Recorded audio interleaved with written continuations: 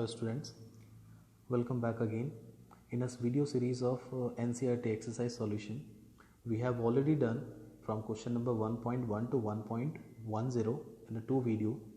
Now in this video we will discuss from question number 1 to 0.11 to 1.15. So let's see the first question, which is 1.11. What is the concentration of sugar in moles per liter? Again concentration moles per liter, that means मैंने पहले कहा था कि इसमें क्या होता है, concentration moles per liter is nothing but the molarity, means you have to calculate the concentration in moles per liter, that is molarity. If 20 gram of the sugar is dissolved in enough water to make the final volume up to 2 liter. Now what is molarity? First of all molarity पूछा गया आपसे जब, तो molarity का formula क्या होता है? What is molarity? Number of moles of solute, number of moles of solute which is sugar है upon volume of solution, but that should be in liter, litre में होना चाहिए. तो दो चीज़ें हैं, निकाल लेते हैं. सबसे पहले नंबर ऑफ मोल्स निकालते हैं सॉल्यूट का. तो नंबर ऑफ मोल्स निकालने के लिए हमें पहले इसका मोलर मास चाहिए. मोलर मास कार्बन के 12 एटम है, हर एक का एटॉमिक मास 12 प्लस हाइड्रोजन के 22 एटम्स हैं, हर एक का एटॉमिक मास 1 प्लस 11 ऑक्सीजन के एटम है, हर एक का एटॉमिक मास 16. जब आप इसे टोटल करते हैं दिस इज 342 ग्राम पर मोल. ठीक है, सो दिस इज 342 ग्राम पर मोल, 342 ग्राम पर मोल. नाउ ये तो हो गया इसका molar mass. Number of moles निकालने का फॉर्मूला क्या होता है? मैं 2 लिखता हूँ ऑलवेज सब्सक्रिप्ट, किसके लिए? सॉल्यूट के लिए. Number of moles of solute we can also write the formula N2 upon volume of solution liter, N2 upon P. तो number of moles होता है given mass, that is W2 which is given here 20. 20 क्या है? वो given mass है 20 ग्राम. ठीक है, और वॉल्यूम जो है वो भी गिवन है, वॉल्यूम इज 2 लीटर. ठीक है, ये दो चीज़ें गिवन थी, मोलैरिटी पूछी गई थी. Given mass upon molar mass, given mass is 20 upon molar mass is 342. तो व्हेन यू डिवाइड दिस 0.0585 ये आएगी आपके पास value. This is the number of moles. Now molarity, आप सीधे सीधे मोलैरिटी के फॉर्मूले पे आते हैं और मोलर कॉन्सेंट्रेशन कह सकते हैं इसे, मोलर कॉन्सेंट्रेशन जो कि पूछा गया, that is number of moles of solute, यानी कि शुगर के कितने नंबर ऑफ मोल्स थे वो आपने ऑलरेडी निकाल लिया है. Number of moles of sugar है ये. N2 क्या है? Number of moles of sugar which is 0.0585 divided by volume of solution which is 2. जब आप इसे डिवाइड करेंगे it comes out to be 0.0293 moles per liter. ठीक है, या आप इसे मोलर सॉल्यूशन पे कह सकते हैं. ये आपका हो गया इसका आंसर 0.0293. नेक्स्ट क्वेश्चन की तरफ बढ़ते हैं. नेक्स्ट क्वेश्चन में क्या पूछा गया देखिए. हाँ, नेक्स्ट क्वेश्चन थोड़ा सा ट्रिकी है. ठीक है, because the density of methanol is given, density methanol की दी गई है और वो भी 0.793 kg पर लीटर. अच्छा, इसका मतलब मैं क्या समझूं? 0.793 kg in 1 litre of solution. Okay, now 0.093 kg एक लीटर सॉल्यूशन में इतना मिथानॉल आपका प्रेजेंट है, because this is the density of methanol. तो number of moles of methanol कितने हो जाएंगे?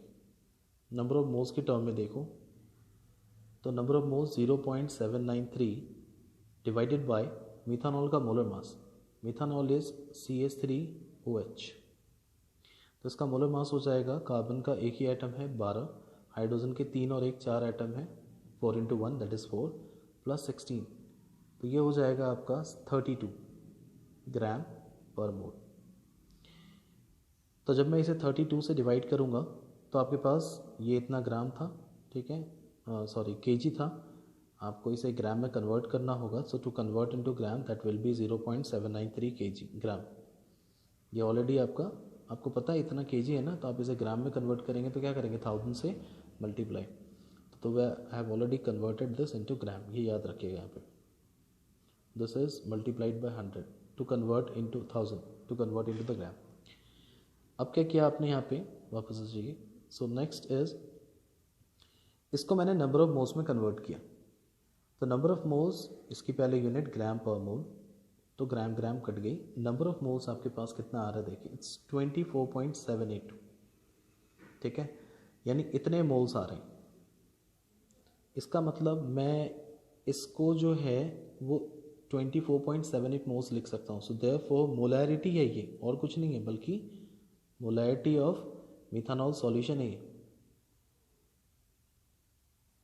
ठीक है। आपने कहा, देखिए मैं फिर से रिपीट करवा रहा हूँ, आपने कहा डेंसिटी मिथानॉल की है 0.793 kg पर लीटर, यानी इतना kg 1 लीटर सॉल्यूशन में प्रेजेंट है।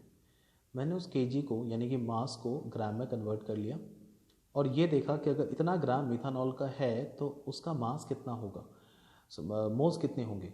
मोल्स मैंने यहाँ पे डिवाइड कर दिया मोलर मास से 32, तो ये आपके पास 24.78 नंबर ऑफ मोल्स आ गए। तो इतना मोल्स हमारा प्रेजेंट है 1 लीटर सॉल्यूशन में। This is present in, because मैंने इसको डायरेक्टली मोल्स में कन्वर्ट कर लिया। So this is 24.78 moles per litre, यही मोलैरिटी है, नंबर ऑफ मोल्स। तो इतना methanols, number of moles per litre, यानी 1 लीटर सॉल्यूशन में इतने नंबर ऑफ मोल्स हैं।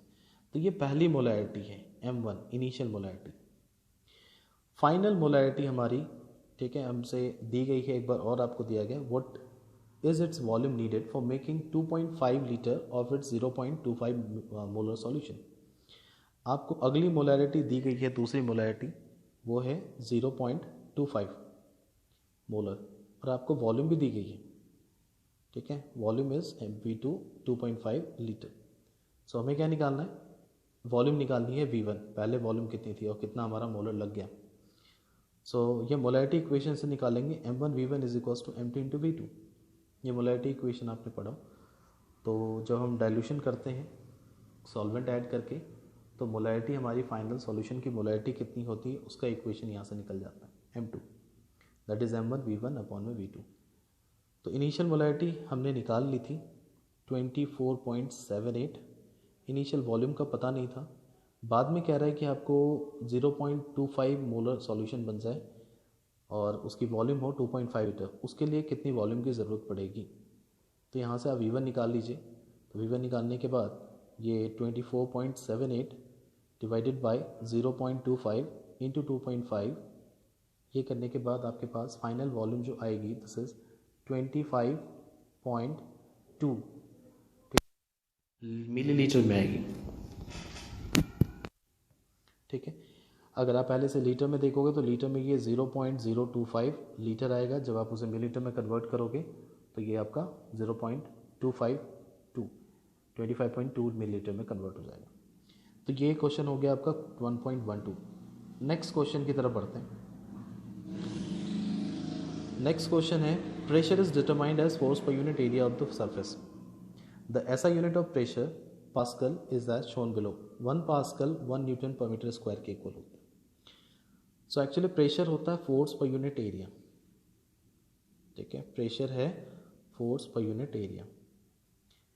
फोर्स यहाँ पे एक्चुअली वेट भी हम लिख सकते हैं, जो पर यूनिट एरिया पे लग रही हो, वो वेट पर यूनिट एरिया भी फोर्स ही मतलब प्रेशर ही होगा।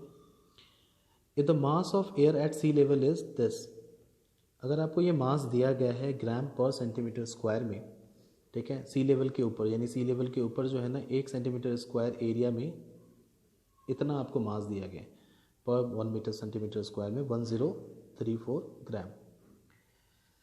तो इससे पहले हम लोग वेट निकालेंगे कि उतने, ये आपका 1 सेंटीमीटर स्क्वायर एरिया में इतना गैस का मास जो है ना वो प्रेशर एग्जर्ट कर रहा है सी लेवल के ऊपर, सरफेस के ऊपर, ठीक है। तो वेट हमारा कुछ नहीं, बस ऐसा यूनिट का खेल है, आप सबको ऐसा यूनिट में कन्वर्ट कर लें, then you will be able to calculate the pressure in pascal. Pascal is the ऐसा unit which is 1 newton per metre square. तो सारे जो भी वैल्यूज़ आपको दी गई है उसे ऐसा यूनिट में आपको कन्वर्ट करना है। तो वेट क्या होता है, mass into acceleration due to gravity upon area is A. Mass किसका, उस गैस का ही मास आप ले रहे हैं, जैसे आपने कहा 1034 ग्राम पर सेंटीमीटर स्क्वायर। पर सेंटीमीटर स्क्वायर को मैं 1 नीचे लेता हूँ, 1 सेंटीमीटर स्क्वायर इनटू जी की वैल्यू, ये तो हो गई मास की बात। जी की वैल्यू कितनी है, इट्स 9.8 मीटर पर सेकेंड स्क्वायर। नीचे एरिया आपने 1 सेंटीमीटर स्क्वायर लिया है, ठीक है, ऑलरेडी 1 सेंटीमीटर स्क्वायर लिया है, सॉरी 1 सेंटीमीटर स्क्वायर, और कुछ चाहिए नहीं इसमें। अब सबको ऐसा यूनिट में ले जाइए। तो कौन सी चीज़ें जो ऐसा यूनिट में नहीं है, वो है ये और ये, इसे ऐसा यूनिट में कन्वर्ट कर लो, फाइनली आपके पास आंसर आ जाएगा। सो दिस इज़ 1034 ग्राम से इसे केजी में कन्वर्ट करने के लिए 1000 से डिवाइड करना होता है। क्यों लिया केजी में? क्योंकि केजी इज़ द ऐसा यूनिट। फिर 9.8 मीटर पर सेकेंड स्क्वायर ऑलरेडी ऐसा यूनिट में है, डिवाइडेड बाय 1 सेंटीमीटर स्क्वायर को अगर आप मीटर स्क्वायर में कन्वर्ट करेंगे, so remember 1 centimetre square is 10 to the power -4 metre square, ठीक है, बिकॉज 1 सेंटीमीटर में 10 टू द पावर -2 मीटर होता है। तो जब आप इसका भी स्क्वायर करेंगे यहाँ पे, तो इसका भी स्क्वायर हो जाएगा। So 10 to the power -4 metre square. अब ये सारी यूनिट्स हमारी कन्वर्ट हो चुकी हैं ऐसा यूनिट में, एक भी आपकी ऐसा यूनिट के अलावा नहीं है। तो जब आप इसे फाइनली कैलकुलेट करोगे तो ये आएगा आपके पास 101,322 इतने पास्कल के बराबर आएगी, जिसे आप लिख सकते हैं ऐसे 1.01322 पास्कल के इक्वल, ठीक है। सो ये हो गई आपकी इसकी प्रेशर की वैल्यू, और वो भी पास्कल में।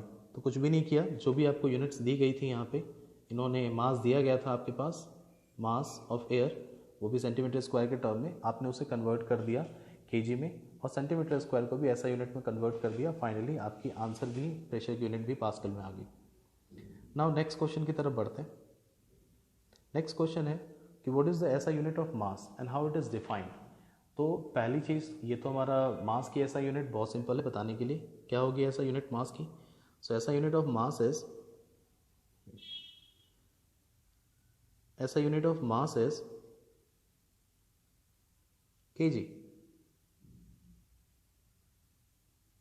और केजी को कैसे डिफाइन करते हैं, 1 किलोग्राम को कैसे डिफाइन किया गया है, ठीक है, 1 किलोग्राम। एनसीईआरटी में जितने भी ऐसा यूनिट्स हैं उन सब का डेफिनेशन एक बॉक्स में दिया गया है, आप उनसे भी रेफर कर सकते हैं। एक्चुअली क्या है, एक प्रोटोटाइप बनाया गया, इंटरनेशनल प्रोटोटाइप, उसमें उसके अकॉर्डिंगली जो मास होगा, ठीक है, 1 kg जो हम कह रहे हैं, the mass equal to the mass of international prototype of 1 kg, जो भी हमारा हो, ठीक है। तो मैं ऐसे लिखूंगा डेफिनेशन में, the mass equal to the mass of the international prototype of 1 kg। अब वो कितना है अगर मैं उसे कहूँ, that is we can say ये मास ऑफ प्लैटिनम इरिडियम, दो एलिमेंट हमारे हैं, platinum iridium cylinder that is stored in an air tight vacuum container में रखा गया होता है, एयर टाइट जार लिखें, at international bureau of weigh and measure, ठीक है, विच इज इन फ्रांस, ठीक है। मैं इसका फुल फॉर्म लिख देता हूँ, दिस इज इंटरनेशनल ब्यूरो, मैं इसका फुल फॉर्म लिख देता हूँ, which is international bureau of weigh and measure, ठीक है। ये हमारा 1 मास का मतलब 1 kg का आपका डेफिनेशन हो गया। You can also refer NCERT exercise, वरना आप अपने डेफिनेशन को ज़्यादा नहीं तो यहाँ तक एटलीस्ट याद रखें, ठीक है। The mass equal to the mass of international prototype of 1 kg, जो हमारा IBWM में यानी international bureau of weight and measure आपको जो फ्रांस में है, उसमें जो भी स्टैंडर्ड प्रोटोटाइप लिया गया है उसका मान हमारा 1 kg के इक्वल होता है। The last question is very simple, बहुत सिंपल सा एक लास्ट क्वेश्चन है आपका। So last question is this one, matching type question है। सो इसमें फर्स्ट आपसे पूछा गया कि match the following prefixes with the multiples, इनके जो मल्टीपल्स होंगे उनके साथ इन्हें मैच करना है। So micro, it's very simple, micro is 10 to the power -6। Deca हमारा आपका किसके इक्वल होता है, it's equals to 10 only. Mega की बात करेंगे आप तो मेगा हमारा 10 टू द पावर 6 के इक्वल होगा। गीगा की बात करूं तो गीगा हमारा 10 टू द पावर 9 के इक्वल होता है। एंड फेम्टो की बात करूँ 10⁻⁻15 के इक्वल होते हैं। तो ये थोड़ा आपको याद रखना बहुत ज़रूरी है। मिली, माइक्रो, मिली जो होगा अगर यहीं पे अगर आप मिली की बात करेंगे 10⁻³ के इक्वल है। माइक्रो आपको दिया ही गया है, यहाँ पे छोटे यूनिट्स की मैं बात कर रहा हूँ, 10⁻6 के इक्वल है। माइक्रो के बाद आपका एक नैनो भी होता है 10⁻⁻9। फिर उसके बाद पीको भी होता है, पीको हमारा कितना है 10⁻12। उसके बाद फेम्टो आता है हमारा, दिस इज फेम्टो 10⁻15। ठीक है, येट्टो, जेट्टो और भी हमारे यूनिट्स हैं, बट बेसिकली यहाँ तक हमारी यूज होती हैं। Okay, so this is all about this video. ठीक है, सो थैंक यू।